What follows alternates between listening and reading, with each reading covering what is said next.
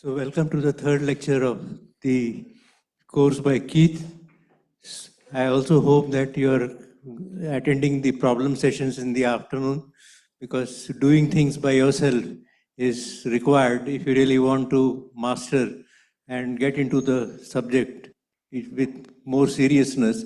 So make sure that you attend the tutorial sessions and take advantage of that in the afternoon. Keith. Okay, thank you, Bala. So good morning. Today I want to finish talking about pulsars as emitters of electromagnetic radiation and start talking about neutron stars more broadly than just pulsars as emitters of gravitational radiation. I've spent a fair amount of time, and I will continue spending some time talking about pulsars and their electromagnetic radiation, not just because that happens to be handy, because that's how we know about most of the neutron stars in our own galaxy, but because this tiny subset of all neutron stars, the one that has these strong selection effects I talked about yesterday, actually has selection effects that are in common, in some degree, with gravitational wave detection. So the known pulsars that I'm going to talk about are not just interesting in and of themselves, but for us as gravitational wave hunters, they may well be the most promising source of the first continuous wave detection. And so we spent a lot of time trying to understand them. In fact, I'm going to go through some of the nitty-gritty that you need to know about if you're going to hunt for continuous gravitational waves from known pulsars. But at the same time, I should also note that there are other neutron stars I will not be talking about when I discuss pulsars, ones for which we don't yet see pulsations, but which also may be just as promising as sources of continuous gravitational waves. As I remarked, I think on the first day, we have to look very broadly in the continuous wave search community for all sorts of possibilities, because we really don't know a priori what is most promising. But let me begin today, well, let me resume today, talking about pulsars as electromagnetic radiators. Now, where we left off yesterday, we were discussing pulsar timing. So let me continue that discussion. I mentioned at the end that we need to know the higher frequency derivatives. Sometimes those derivatives go as high as the third frequency derivative in order to search for a star with sufficient sensitivity. So those derivatives imply a Taylor expansion. So when I quote for you what the frequency is and the first derivative and so on, I need to implicitly be specifying when that derivative was defined and when that frequency, nominal zero order frequency, was defined. So the Taylor expansion is defined around a particular reference time known in the pulsar community as the epoch time. There's a little bit of potential confusion there because most of us think of an epoch as an interval of time, but in the pulsar astronomy community, epochs usually refer to a particular point in time. And that's the time when, for a given ephemeris, a given set of timing parameters for a known pulsar, you define f of t equals 0 to be your nominal frequency. Okay. And that is normally given as what's known as the modified Julian date. A little bit of arcane terminology. This acronym is MJD. You'll see this quite a bit in pulsar papers. And I'll just note that MJD equals 0 occurred on November 17th, 1858 at midnight, what we now call UTC time. Somewhat arbitrary choice, but it happened to be convenient when this redefinition happened in the context of sending probes out into the solar system and having a limited number of bits in your computers for representing time. So let me give you an example where you might use this kind of information. Let's use the famous crab pulsar. So its epoch, at least for one choice of timing coordinates, has a modified Julian date of 48,442.5. It counts days. And that happens to be, in this particular choice of ephemeris file, July 5th, 1991 at noon UTC, hence the 0.5 you see here. And you often see a 0.5 on MJD epoch. So given that information, you'd want to know what is the frequency now. You need to know what the frequency was then and what a whole bunch of derivatives were at that time, and hope that they still apply. So F naught, as I said, I'm going to give you some nitty-gritty information today. F naught was 29.94692 hertz. And you need all those digits because this is a source that you want to be able to track cycle by cycle for decades. So you need high precision on these numbers. So that was F naught, and the frequency now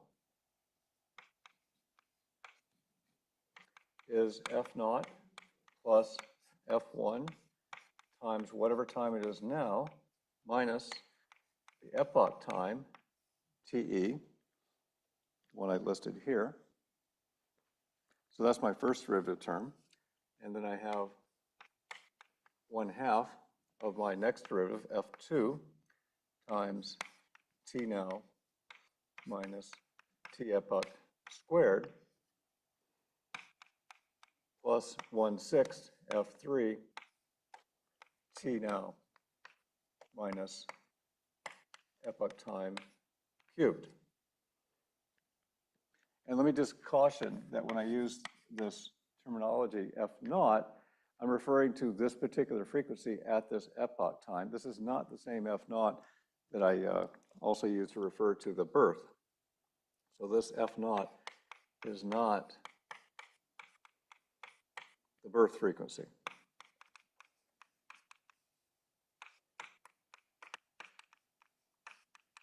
This is a different context.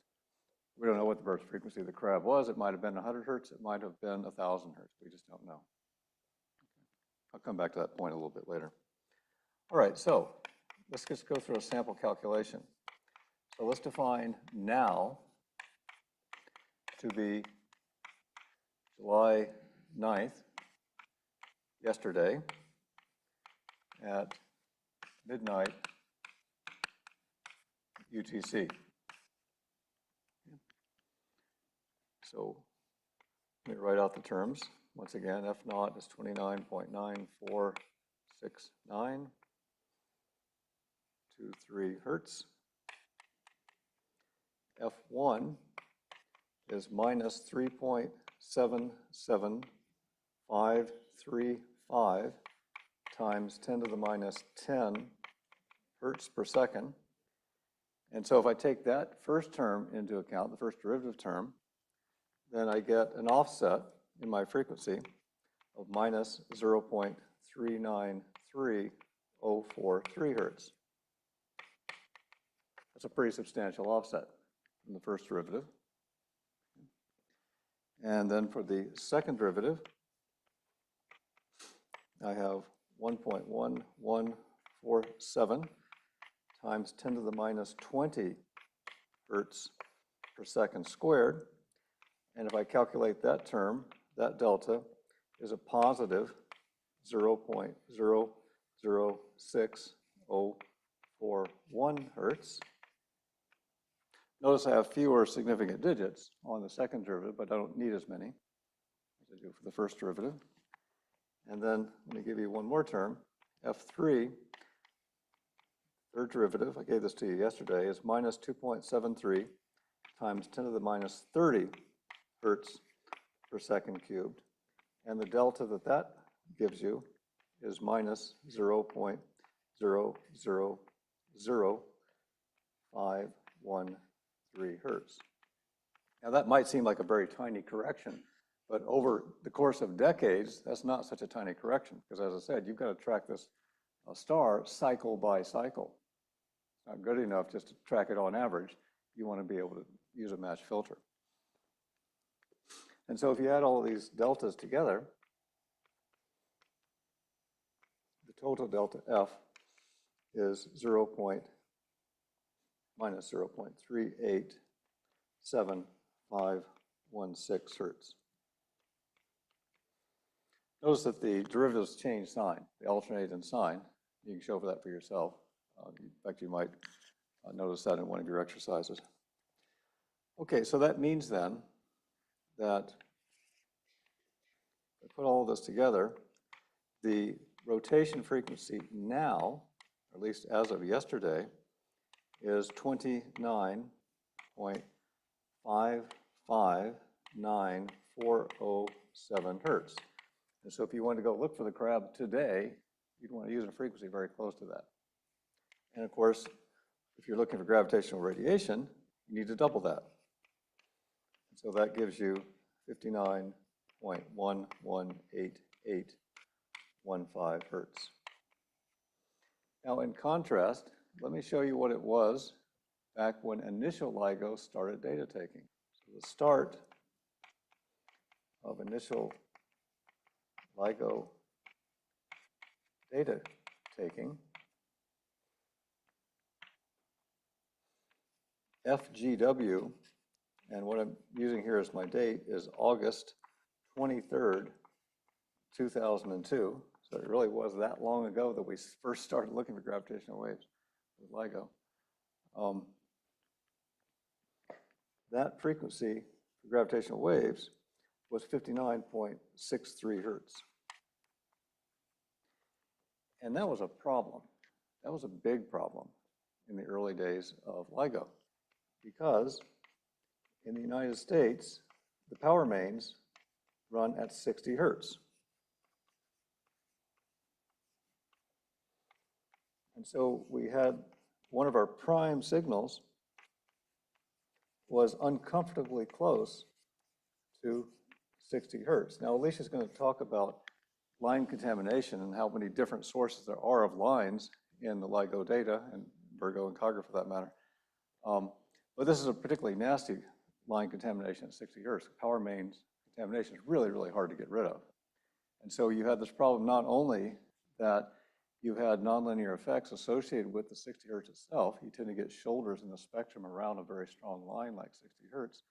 But you also had a problem that the observatories had all sorts of motors, compressors, what have you, air conditioners, that had motors that would run at a frequency a little bit short of 60 hertz. Some of them would fly right on top of that frequency. So they had to be tuned. There was a fellow, Robert Schofield from the University of Oregon, who was very good at tuning those frequencies of motors to avoid this very special frequency, because we paid a lot of attention to the Crab pulsar. We still pay a lot of attention to the Crab pulsar. Okay, now let me mention a somewhat obscure effect, one that is useful to know about. It's known as the Shklovsky effect. And it's a little surprising if you haven't thought about it before. It's an effect that's due to proper motion of a pulsar.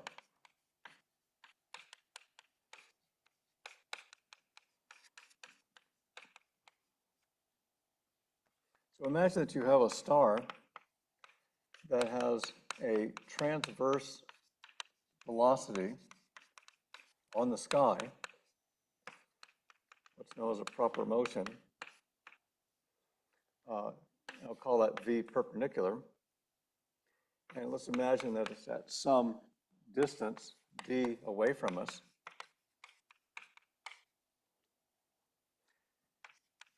That star, if it's moving across the sky, moving in what's known as the plane of the sky, so that over the course of some number of years, you can see the stars move from there over to there by a tiny amount, that proper motion actually affects what we perceive its frequency derivative to be. So that source has what's known as an artificial, in some respects artificial, apparent spin down. It's not a spin down that the star itself knows about, but it's a spin down that's very real as far as we, the observer, is concerned. correction to the first derivative of the frequency is given by minus the nominal frequency at that moment in time times v perpendicular squared over d over c. So basically, it's just the centripetal acceleration divided by c is a correction, a relative correction to the frequency that we detect. I can rewrite that as minus f naught times mu squared d over c with mu equal to the angular proper motion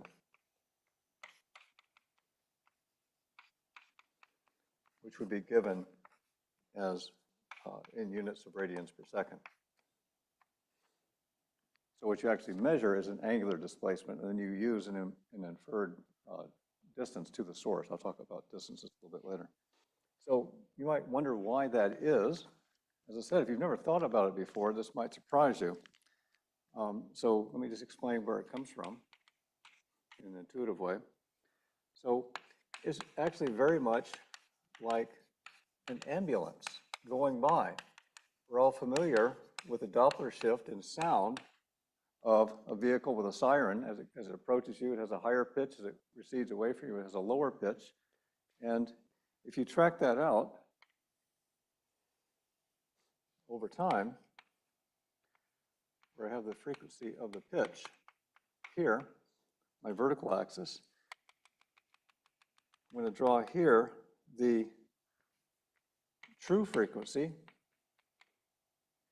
as measured by someone in the ambulance, or in this case, the true frequency of rotation as measured by someone at the star.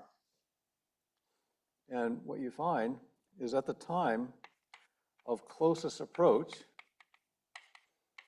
which for us by definition is now, when we are measuring a pulsar in the sky, that is the point closest approach, if it has a certain proper motion, then the frequency evolution looks something like the following. We would say that, yeah, right now it has the true frequency, but there is a derivative here that gives me an apparent negative f dot. Okay, so it's a very reasonable thing to expect once you give it a little bit of thought. It doesn't actually matter that much as far as detection is concerned, because when you measure the properties of a star, you automatically get that derivative and you just use it when you're extrapolating forward in time. The reason this matters to us as gravitational wave hunters is that we like to have some sense of what sources are most promising to us. And for that, we'd like to actually know what the true age of the star is. And if you're using a frequency derivative to calculate your age, and that frequency derivative has been distorted by the Shklovsky effect, then you're getting a misleading age. So I'll just note that for some stars, not for most, but for some, this effect gives a significant correction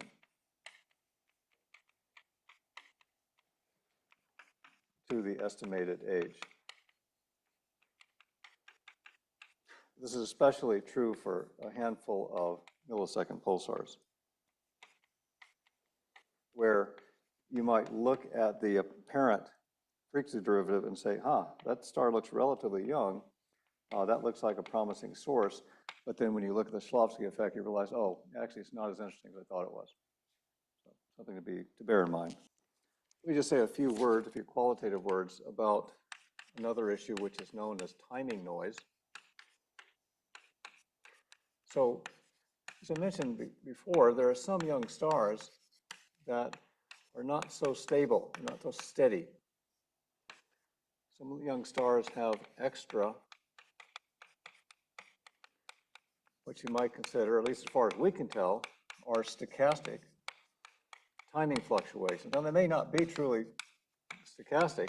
It could be that if we understood the dynamics at the star, we would understand these extra terms. But as far as we're concerned, they look to be random. And they're not captured, in some cases, by the Taylor expansions. Sometimes you have to impose additional somewhat ad hoc corrections to the Taylor expansion to actually get what's happening at a given time for a given star. And of course, there's another issue, which is that if a star glitches, then your old timing solution is no longer quite right. Those glitches require resetting your epoch.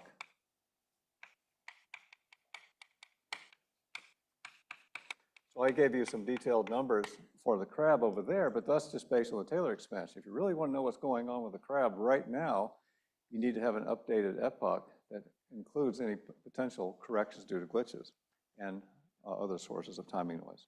Okay, so let me talk a little bit about how these timings are determined. So far I've glossed over that. I've just said that pulsar astronomers find these parameters for us and then we use them. But let me talk a little bit about how this is done. So first of all, these timings are based on, at a minimum, typically hundreds or thousands, in some cases many more than that, of detected times of arrival when pulses arrive at a particular telescope. So you'll see in pulsar papers references to the TOA. These are the times of arrival.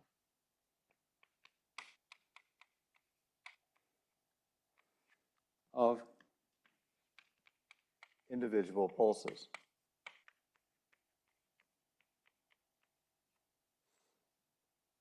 And when you interpret those pulses seen on a particular telescope, some radio telescope somewhere on the surface of the Earth, you need to keep in context sort of the global picture.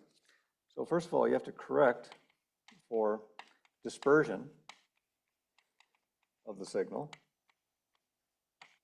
because these are electromagnetic waves traveling through a plasma. To get to us from somewhere in the galaxy, they have to travel through a very light, tenuous plasma that has some free electrons in it, and that affects the propagation of the signal. And it's particularly important for the lower radio frequencies.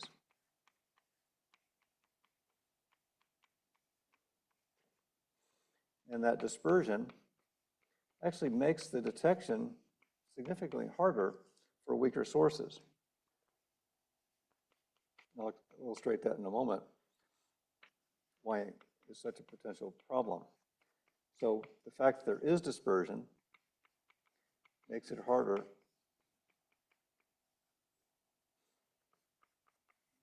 to detect faint sources. And that's particularly true for sources near the galactic center, where there are lots and lots of free electrons floating around. In fact, more generally, in the galactic plane, it's a problem. And the deeper you look in the galactic plane, the bigger of a problem it is. And the worst location is to look for a source near the center of the galaxy. So let me show you an example. So here's an example of dispersion at work. So here we have a number of readings from different radio frequencies. So you have to choose a particular receiver on your radio telescope that is receiving a signal at a given frequency. And some telescopes have remarkably fine precision and lots of receivers.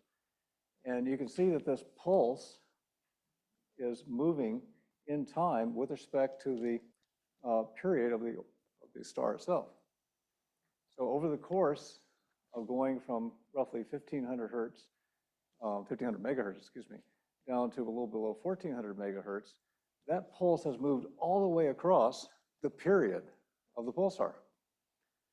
So imagine you're trying to increase your signal to noise ratio for a much weaker source, one that you can't see all those individual pulses, individual receivers. Imagine you're trying to do this with multiple receivers, and you see a bump over here, and you see another bump over there, and you don't know if they're related to each other or not. And that's if you're lucky enough to see a bump in the first place by averaging together those pulses.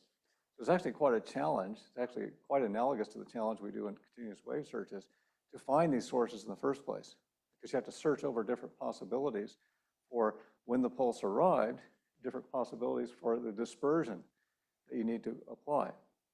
So in this particular case, we think that the true pulse phase is right here, but that doesn't correspond to any of the pulses. Well, it corresponds to two particular choices there of frequency, but that is really meant to represent what's happening at the very highest frequency. If you were to take the limit of infinite frequency, then the dispersion goes away. So that's your reconstructed pulse at an infinite frequency. What you see for any particular frequency is quite different.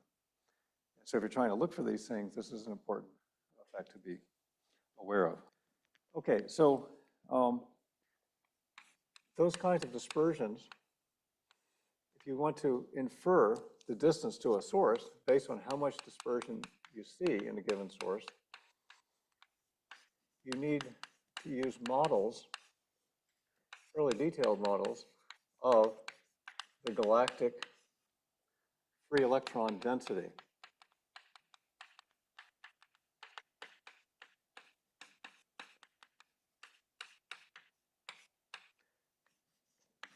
Which is often represented by N sub E, the number of free electrons per unit volume, given typically in units of inverse centimeter cubed. And because you're using the dispersion itself in many cases to determine the distance to the source, any uncertainty in what that free model, that free electron density model actually is, what it is in reality, that uncertainty directly affects the uncertainty in many distance measurements. Now, there are other distance measurements based on other criteria. If it's close enough, you can use parallax. And in some cases, you infer the distance from it's being embedded in a known star cluster. But in many cases, a very large number of cases, you are relying on the dispersion to tell you how far away the source is. And sometimes you have a factor of 2 uncertainty in that. And that's because there's uncertainty in the model itself. So let me go back to the slides. So this is a particular model of the galaxy free electron density distribution, shown by the shading, gray shading. And whereas darkish, you have greater amounts of free electrons per unit volume. And you can see the spiral structure of our galaxy. So this is a particular model. And what you see in these white circles and the black circles are particular stars that have been measured with low radio frequencies versus high measured frequencies. And what you find is that you don't see as many of the black dots corresponding to low frequency measurements near the galactic center because it's so hard to measure those highly dispersed signals, also scattered signals, when they're close to the galactic center. You typically have to go to higher frequencies to see signals that are very close to the galactic plane and far away from you, particularly close to the center. And the problem you run into is that the luminosity, the spectral luminosity of pulsars tends to fall off sharply with the radio frequency. So even though at a high enough radio frequency you can see way deep into the galaxy, the problem is that the stars don't emit very much radiation at very high frequencies. And so you just don't see them. So that's still a puzzle. We don't know how many stars there might be right in the vicinity of our galactic center. We suspect there could be quite a number, particularly millisecond pulsars of considerable interest to us, but they're really hard to detect. Okay, let me talk about another nitty-gritty issue associated with pulsar measurements, and one that also is in common with gravitational wave measurements. We encounter exactly the same issues. So there's a technique known as barycentering.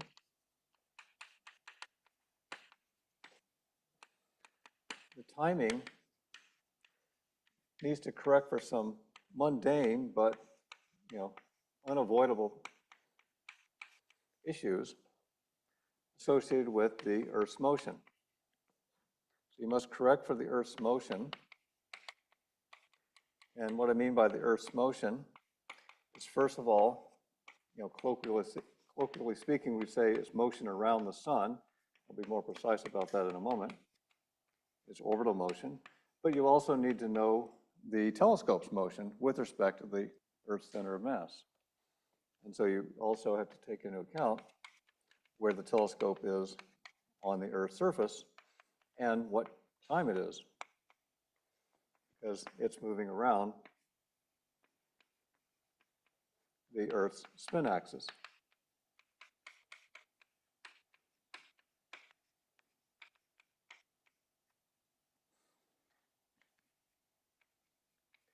And the reference frame that we prefer to use, and the pulsar astronomers use, and we also use, is known as the Solar System Barycenter.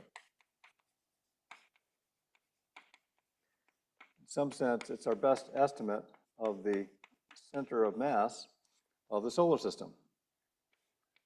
So SSB is the shorthand we use for that, for the Solar System Barycenter. And it's the best estimate we have of an inertial reference frame associated with our solar system. So that is our relevant reference frame. And so we like to correct our earthbound measurements to this quasi-inertial reference frame. And that's done using ephemeris files. The Caltech Jet Propulsion Lab keeps track of this because they need to know this sort of information when they're controlling satellites and planetary probes and such. So the Jet Propulsion Lab, JPL, provides ephemerides, those are timing parameters,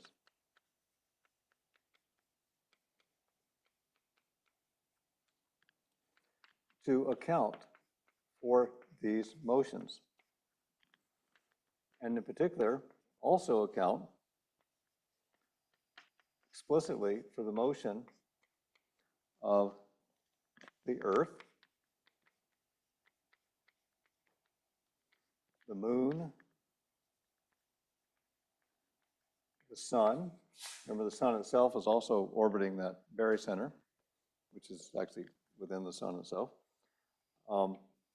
Jupiter has measurable effects, and in principle, there could be other planetary contributions. The model that we have right now that we use in LIGO searches is one from the JPL that is good until 2040. At least we think it's good until 2040. 2040. Yeah, so yeah, we have ephemeris files that go to 2040. They were updated about 5 years ago. The old set only went to 2019. So we need, in general, to convert the local telescope time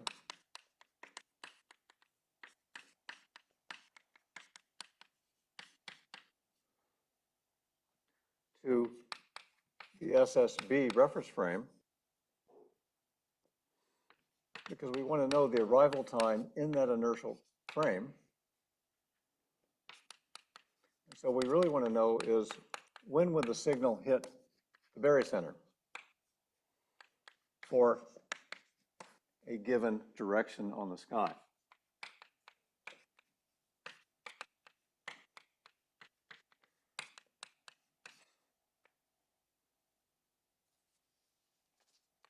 Sometimes denoted as S hat.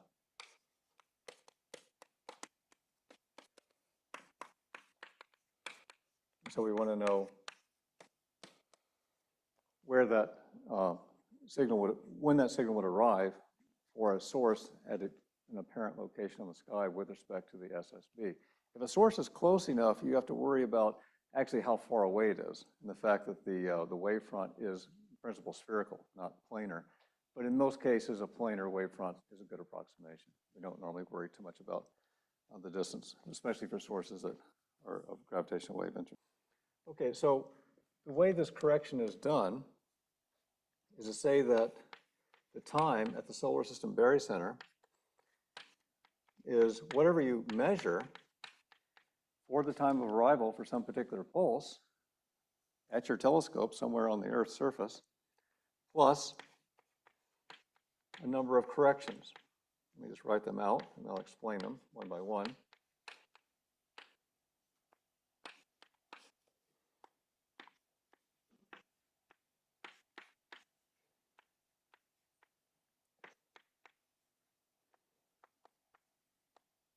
So the first one, what I've called T-core, is a very mundane one. So this is a correction that corrects for the local clock of the observatory.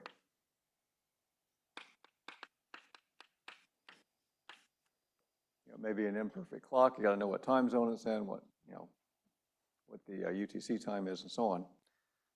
That one's a pretty straightforward one to make. The next correction is the dispersion correction I alluded to earlier. You really want to know what the infinite frequency limit is for the pulsar time of arrival. So that's the dispersion correction.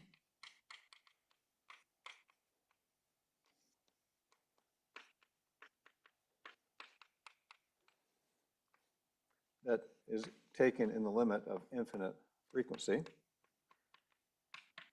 And that correction will in general be less than 0. Because whatever time of arrival you measure at finite frequency is actually a little bit later than it should have been, because it's affected to some degree by dispersion.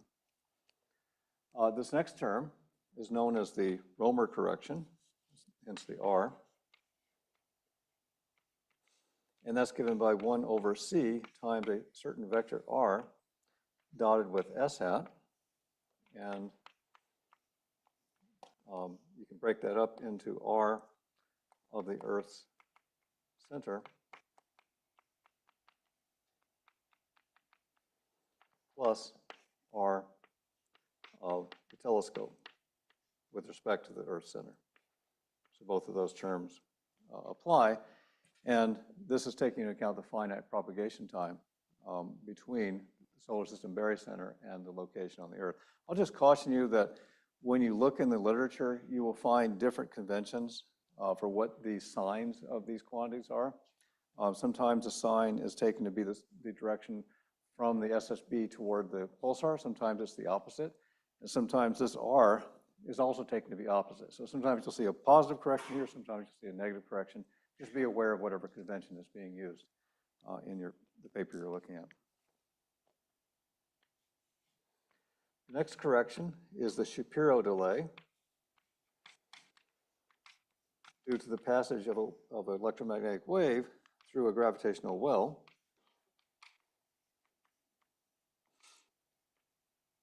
And so just the fact that it's appearing near the sun is a non-trivial correction. But if it passes very near the sun, there's a bigger correction.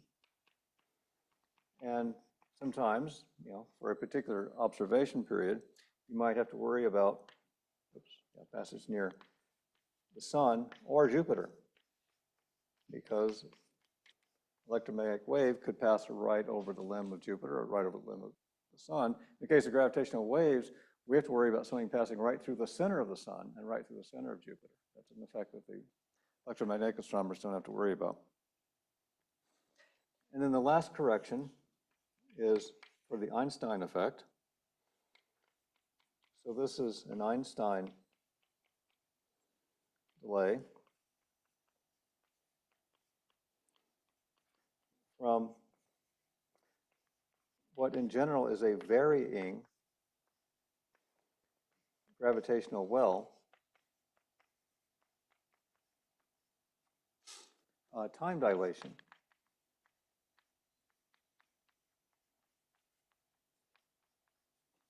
The reason it varies is the Earth has an elliptical orbit. So as we travel around the sun, there's a little bit of a difference from season to season in how much time dilation there is with respect to some observers say at infinity. And so that's a correction based, again, on knowing where the Earth is.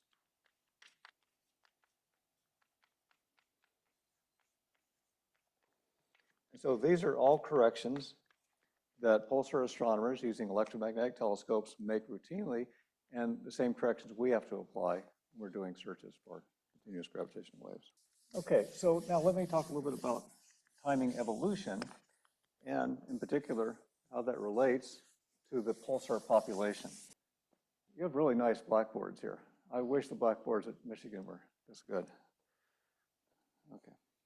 Even our new blackboards are not as nice as this blackboard. I'm not sure what material is being used here, but it's really so much better than what I normally use.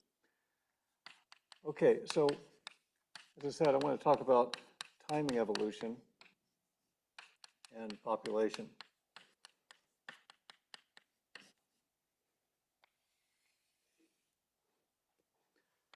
And in this discussion, I'm going to switch for the moment away from frequencies, which I tend to naturally focus on in gravitational wave context.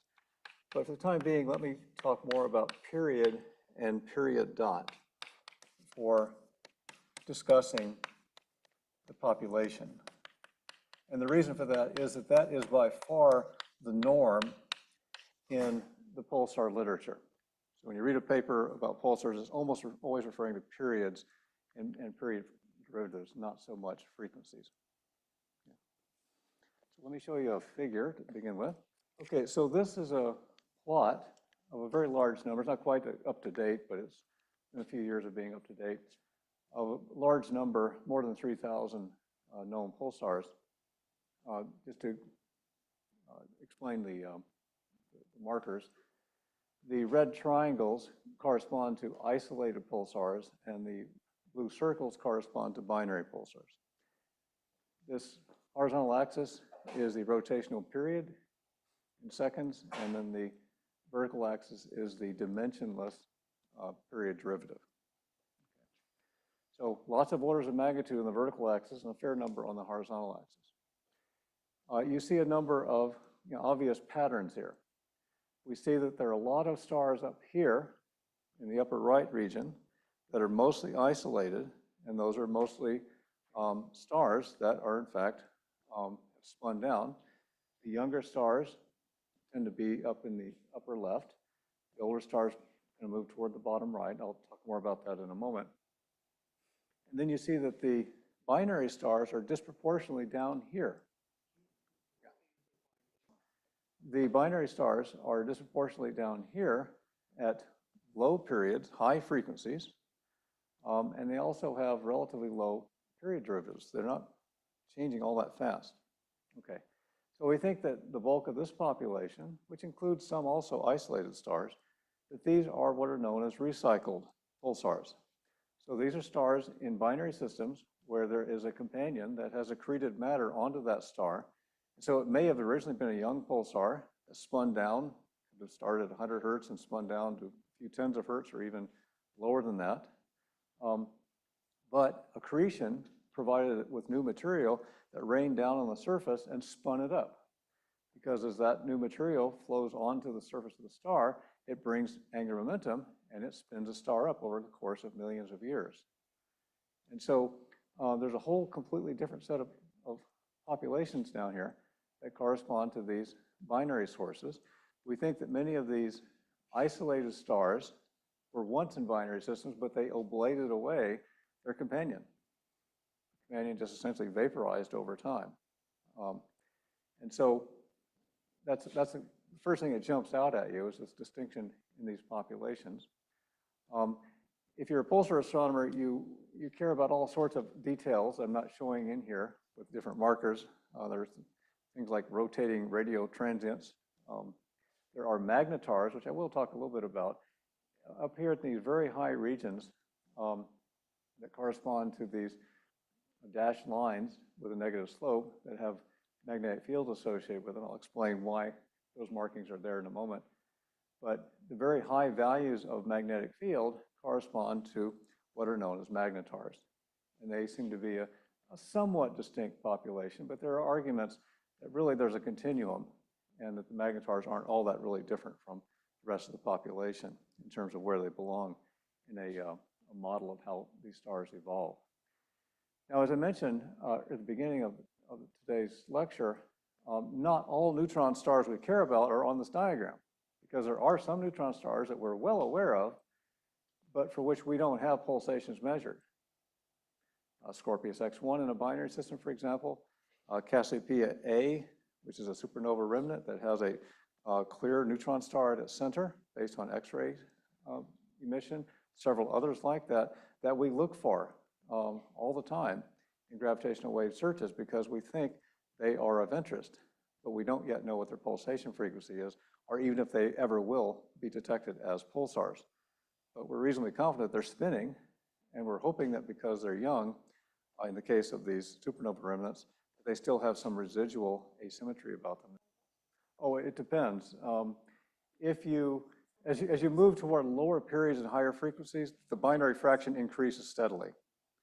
But there are some isolated stars in here. And so I remember looking at this several years ago, and depending on where you made the cutoff, you said, well, I'm going to look only at stars above 200 hertz, 300 hertz, 400 hertz. As you made that cutoff higher and higher, you tend to have a higher and higher binary fraction. But it's still surprising, given that we think all of these stars were in binary systems, it's surprising how many of them are now isolated. They got rid of their companion. Okay, so let me explain why there were some dashed lines there corresponding to different magnetic fields and to different lifetimes. And then we'll come back to that a little bit later. So in magnetic dipole radiation spin down,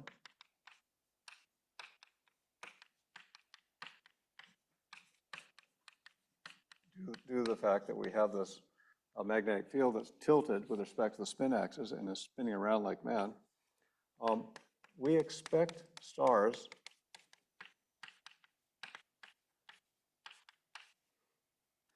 to move from the upper left of the diagram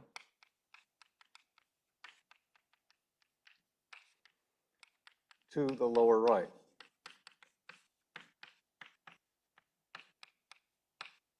So recall what we saw previously, that F dot can be written as minus some constant, I'll call it K prime, times F cubed. And let me just point out that this K prime is not the same as the K I wrote down earlier, because here I'm talking about the F cycle frequency, not the omega, the angular velocity. And if you translate that into period, you find that P dot is equal to the same constant K prime divided by P. And for a fixed value of this constant K prime, which corresponds to a fixed perpendicular magnetic field, we expect trajectories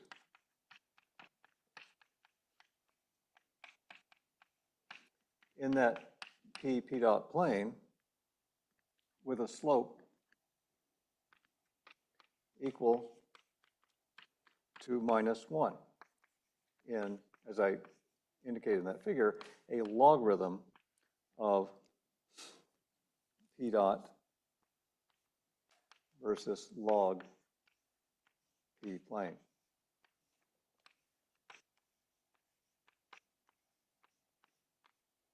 So let's return to the age formula that I gave you previously. We talked about it there in terms of frequency, but now let me translate that into frequency. So if we return to the age formula,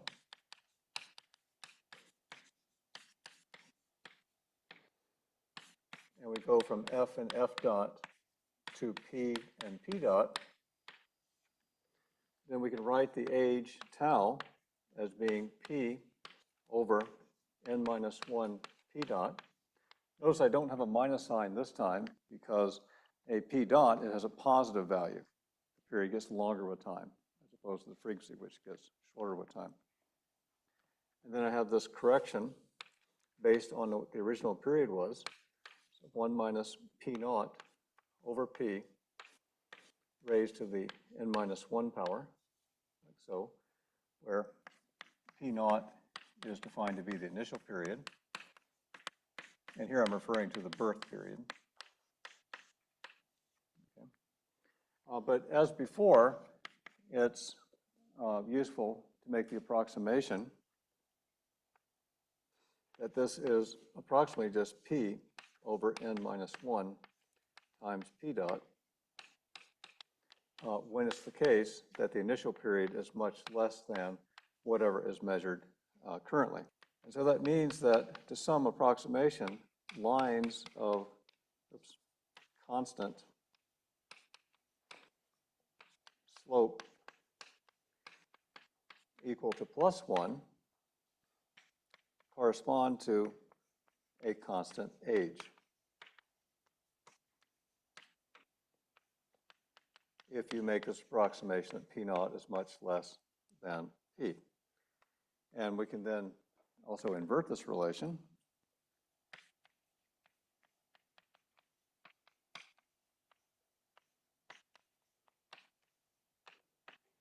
For n equals 3, we have that the period at a given age tau is given by P naught squared plus 2 times this constant K prime times tau to the 1/2 power. But if it's the case that enough time has elapsed that the initial period really doesn't matter anymore in this formula, then this is approximately just the square root of 2K prime times tau for P naught much less than P.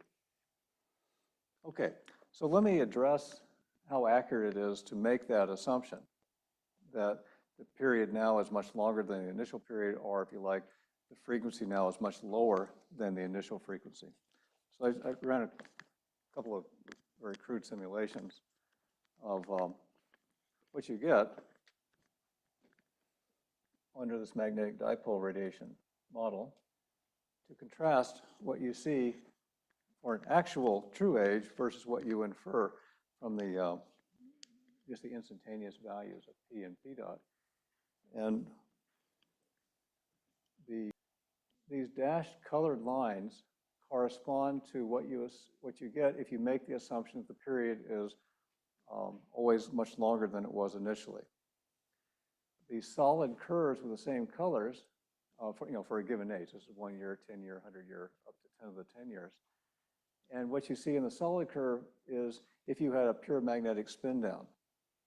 So you see that, and this is starting at an initial rotation frequency of 1,000 hertz. So in fact, you see that for most of this range, it's actually a pretty good approximation just to not worry about what the initial period was or what the initial frequency was. It's only if you're very near the birth that you really care about that distinction. This is for an initial rotation frequency of 1,000 hertz for all these different possible ages. I can do the same thing for a different starting frequency. So let's look at 100 hertz. And all that does is shove those colored curves from left to right.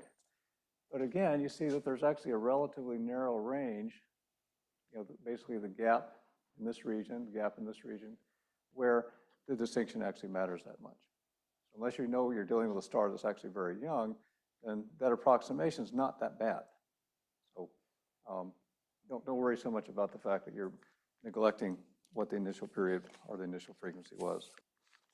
Okay, let me talk briefly about millisecond pulsars.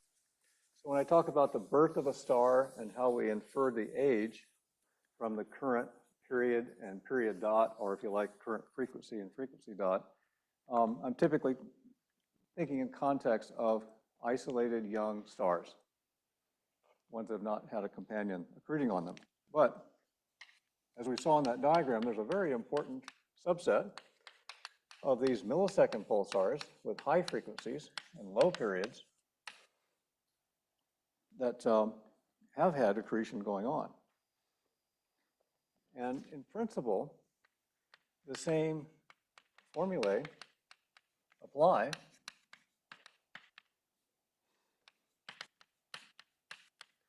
But one has to be aware of what birth means in that context. It's not really when the star was actually born, it's when the star was, in some sense, released. So in this context, the tau is the age since the Roche lobe of its companion decoupled from the star. So it's the age since the Roche lobe decoupling from its companion, the one that provided all of that matter that spun it up in the first place. At some point, that star is no longer recruiting.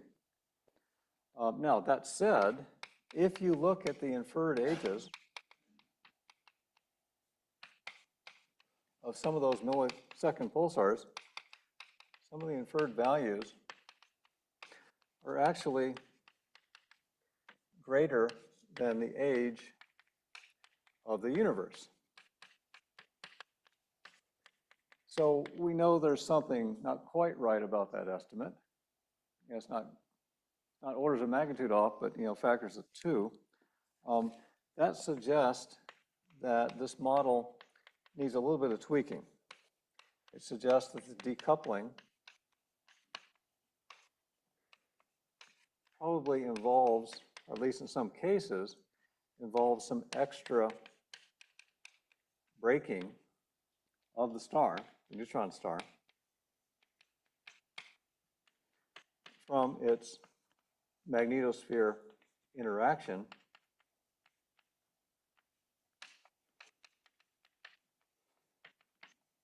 with that Roche lobe.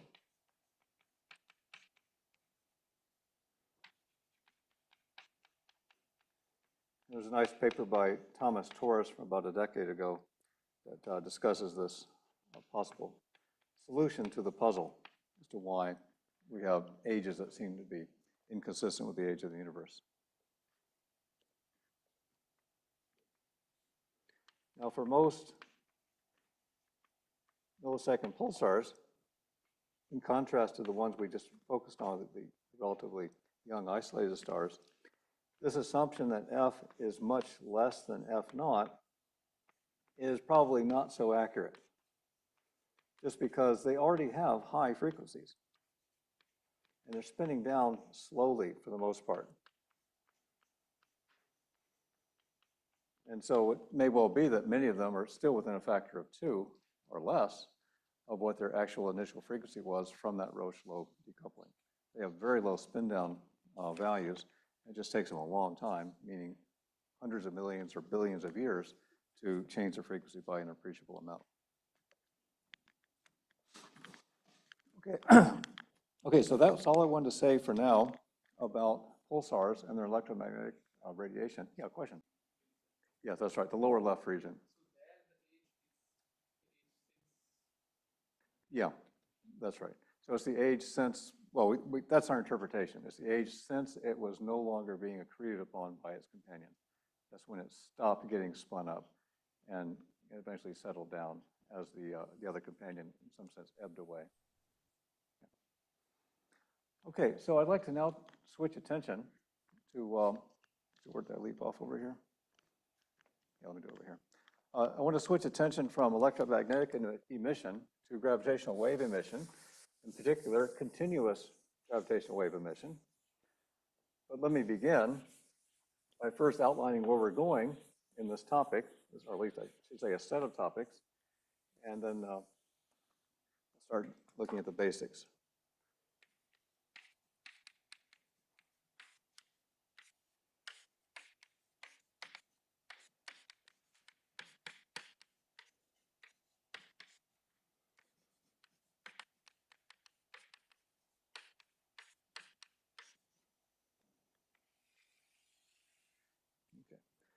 So some of the topics that we're going to cover related to this is, first I'm going to go through a very brief review of some very basics of gravitational wave emission.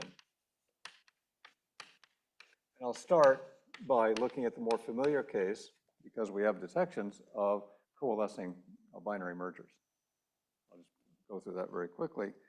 And then we'll look at a real focus, which is the spinning star continuous wave emission. And in that context, we'll look at mountains and magnetic fields and how they may play a role in enhancing this continuous gravitational wave emission. talk about R modes, accretion, and how that may actually be a very nice source of asymmetry to give us gravitational waves. And I'll talk about a model that we like to talk about a lot because we hope it's true, the torque balance model in low mass X-ray LMXB, low mass X-ray binary systems, Scorpius X1 in particular. Okay, so those are some of the topics we'll be covering. We're looking at conventional continuous wave emission. And then later in the week, I'll talk about some other possibilities involving other forms of quasi-continuous gravitational radiation. Okay, so as I said, let me begin with a quick review of gravitational wave emission basics. So we have quadrupole mass radiation. That's what we're going to focus on for the time being. Later, when we discuss R modes, I'll talk about quadrupole mass current radiation, a higher order effect. So in general, gravitational wave luminosity from a particular source can be written in the following form. That luminosity is given by Newton's constant G over 5 c to the 5th times an average of the following product, triple product, excuse me, not a double product, but of a triple derivative of what's called I bar I sub j triple dot times its counterpart. And if you're not familiar with lower and upper indices, don't worry about it. Not an important distinction, really, in this case. The angle brackets refer to an average over several cycles so that you know for sure you're dealing with an actual wave and not just local curvature in your metric. This quantity with the bar through the middle, I bar ij, is known as the modified inertia tensor.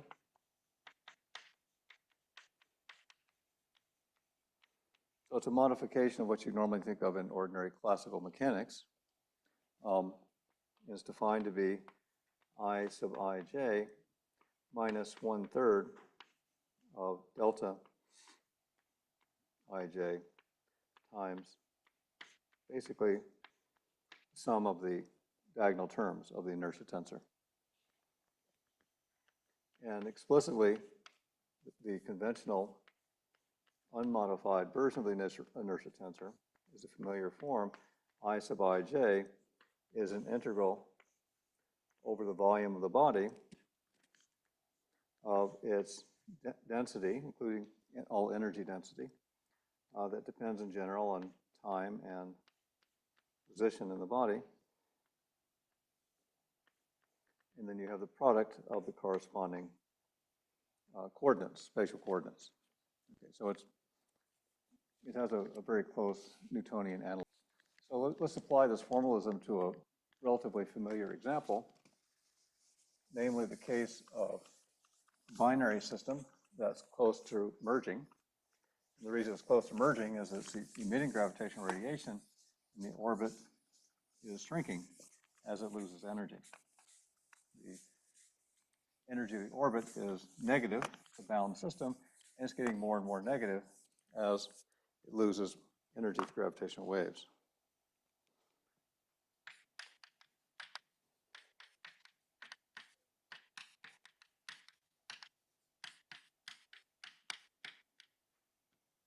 So imagine a system where we have two stars, and for simplicity, I'm going to make each one have the same mass m. I'm imagining that they're going around a common center of mass. And so I have a radius vector r1 to that star, and another vector r2 to this star. This is the center of mass of the system, and it's geometrically in the center between them. So we have a distance between these two stars that I'm going to call 2r. This r is not the same as the radius of the star. I'm not worrying about the internal behavior of the system. So x1 of t is minus x2 of t, where I place my origin of my coordinate system at the center of mass. So x1 of t equals minus x2 of t. They're both equal to r cosine of omega t. I'm defining my coordinate system such that the orbital plane is the same as the xy plane, and z is normal to it. y1 of t is minus y2 of t, and that then is equal to r times sine of omega t. And z1 of t and z2 of t are both defined to be 0. Okay.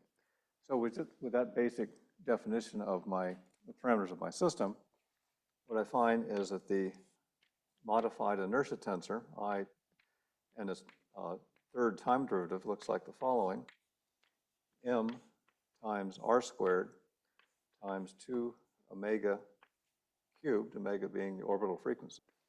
And then I have 3×3 inertia tensor modified sine of 2 omega t minus cosine of 2 omega t, 0 minus cosine of 2 omega t minus sine of 2 omega t, 0, 0, 0, 0. And from that, I can then go ahead and calculate my luminosity. What I find is 128 over 5 g times m squared over c to the 5th r to the 4th omega 6. Now what I can do is apply Kepler's law, again just using Newtonian mechanics for this. The stars are far enough apart, that's a good approximation. So I can set the loss of energy of the system, dE dt, equal to minus this luminosity, and using Kepler's third law, I get that r cubed times dr dt, remember r is the radius of this circular orbit for each one, is given by minus 8/5 g cubed m cubed over c to the 5th. And so now let me integrate from a present time, I'll call t, to a future time of coalescence. When these stars actually come together, I'll call that coalescence time t coal, defined by when the radius of that orbit approaches 0. And here I'm just making the approximation. These are, in some sense, point masses. You have to worry about the details when you get very close to actual r equals 0. But with that approximation, what I find is that r as a function of time is given by 32 over 5 g cubed,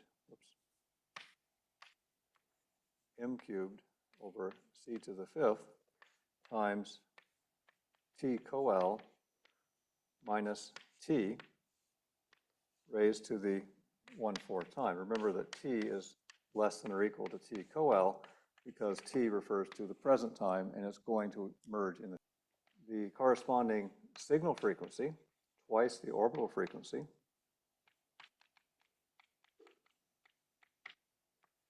FGW as a function of the same time can be written as 1 over 8 pi, 2 times 5 cubed raised to the 1/8 power, c cubed over g times the mass to the 5/8 power. And then the part that's most interesting, the dynamical behavior, 1 over T coalescent, T coal minus T raised to the 3/8 power. So the frequency increases, as you would expect, as you get closer and closer to the coalescence time. In fact, we can also look at the amplitude of the radiation that's emitted and see what its behavior is. So the gravitational wave amplitude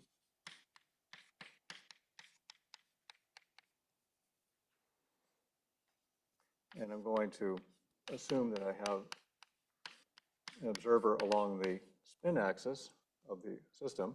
So the observer is looking at a circularly polarized wave along the orbital axis.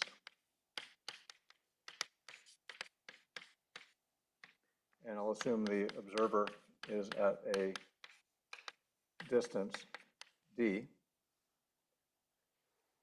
Then the amplitude of that radiation as a function of time looks like 1 over d times 5 times g to the 5th, m to the 5th, over 2 times c to the 4th, I believe. I'll have to double check. My notes didn't come out quite right there.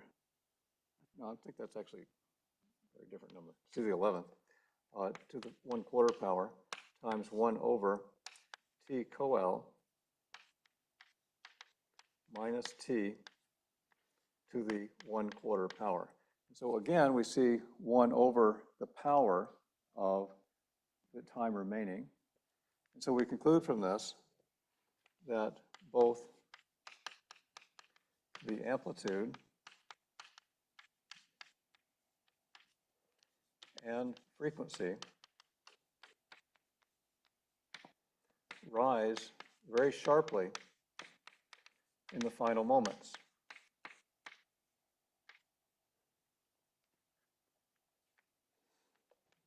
Just before the merger. And of course, we have a word for that. We call that the chirp. And as it happens for gravitational wave ground-based detectors, that all happens in the audio band, so you can literally play the signal into a speaker, and you can hear that chirp as both the amplitude rises and the frequency rises. And just as a particular example, put some numbers on this. Let's imagine we have a binary star, binary neutron star system, I should say.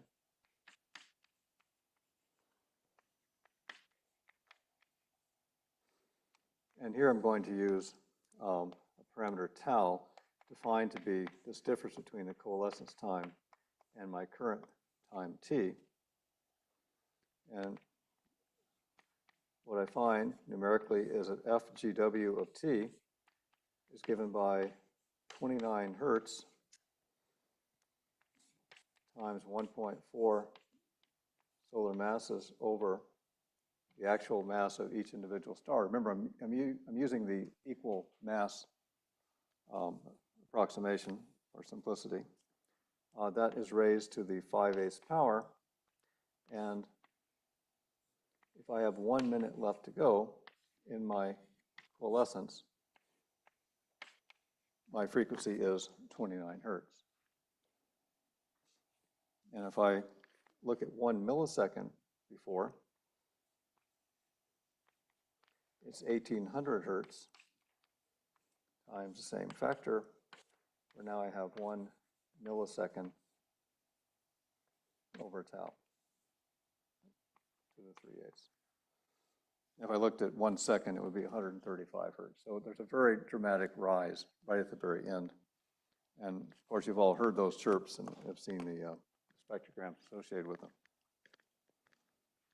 Let me just give you a corresponding number for a much heavier system, one closer to what was observed the first time in 2015. So instead of having a 1.4 solar mass times 1.4 solar mass, imagine we had two 30 solar mass stars, which is close to what we actually had. So for a common mass of 30 solar masses or a binary black hole system, that frequency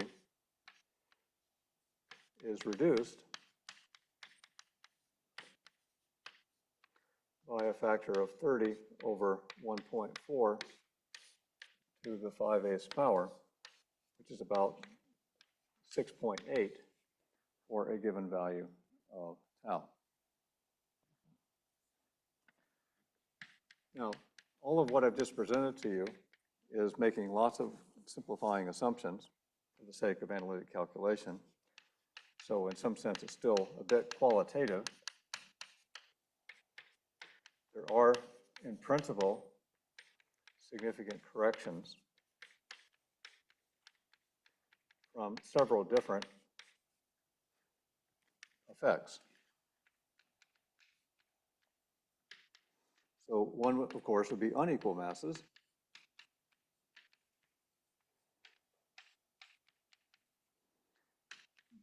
There are higher order post-Newtonian terms. So I've gone slightly post-Newtonian here in saying that there is gravitational radiation to begin with, and that is causing this system to shrink.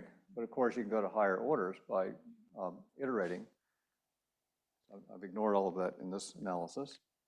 I've also ignored the potential influence of stellar spins, which can actually be significant for binary black holes, which sometimes are coming in with very high spins, particularly if they themselves were previously the result of a previous binary merger. Eccentricity is another possible complication to the waveforms. And of course, something of great interest to us eventually is the actual stellar structure in the case of neutron stars. Namely, do we see evidence of tides when these two stars come together?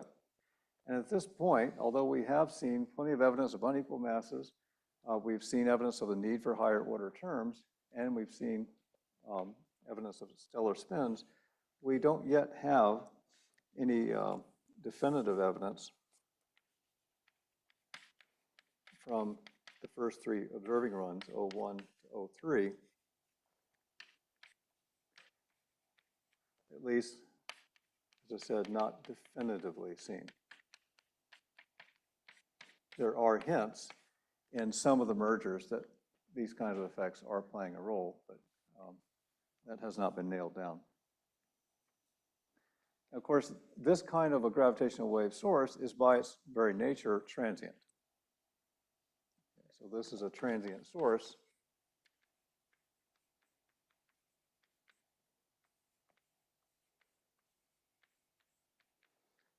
Where the characteristic time scale during which you can actually see the source ranges from fractions of a second to seconds to minutes for the current bandwidth of gravitational wave detectors on the ground, for which we have to have currently a gravitational wave frequency greater than about 20 hertz. Maybe in some years from now, we'll get down to as low as 10 hertz, but we're not going to go much below that until we get to third generation detectors. And of course, you need to go to space probably, or to a completely new technology to get much lower than that. Okay, so that was an express review of gravitational wave emission in binary systems. I don't want to spend a lot of time on that, but I did want to relate what we already have seen in gravitational wave detectors to what we're hoping to see in the future, namely continuous gravitational waves. So let's now talk about spinning neutron stars and the kinds of radiation that they might emit. And I'm going to use a canonical model that we typically assume. Oh, it's already 11. Is that right? Yeah. Okay. I guess I will not start that new topic. End of the hour. Okay. Well, I guess I'm going slower than I meant to.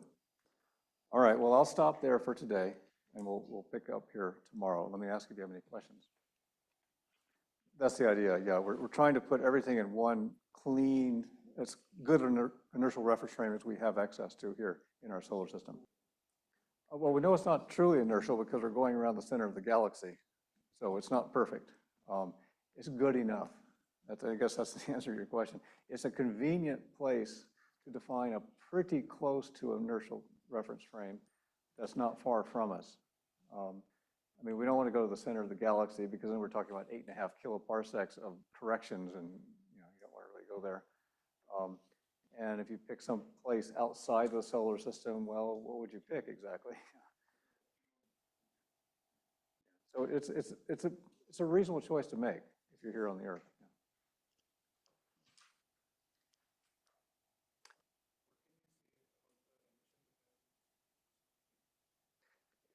So I think the question is, how do you tell the difference between when you see a breaking index is not equal to 3, is that because it's not magnetic dipole radiation, that there's some other mechanism going on?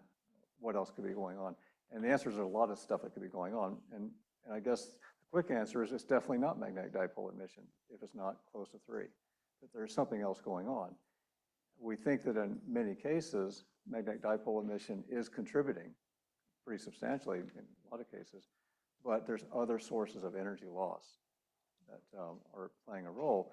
But then there's also the issue that you have these glitches, and glitches lead to somewhat erratic looking behavior. I'm going to show you a graph probably tomorrow from one particular star that's known for, is famous for being glitchy. And you'll see that the behavior doesn't look anything like magnetic dipole radiation spin down. There's a lot more stuff going on there. A lot of other energy considerations to worry about. So I guess the longer answer is you need to track a star for a long time to be confident you know what it's doing. If you're seeing lots of glitches, it's not magnetic dipole emission alone. Whereas if you track something for a decade and the breaking index is 2.9, you can say, well, it's probably mostly magnetic dipole emission, but there's something else also playing a smaller role. Oh, I haven't talked about that yet, have I? The death line? I can't remember if I talked about that. Okay. Then I will be talking about it tomorrow.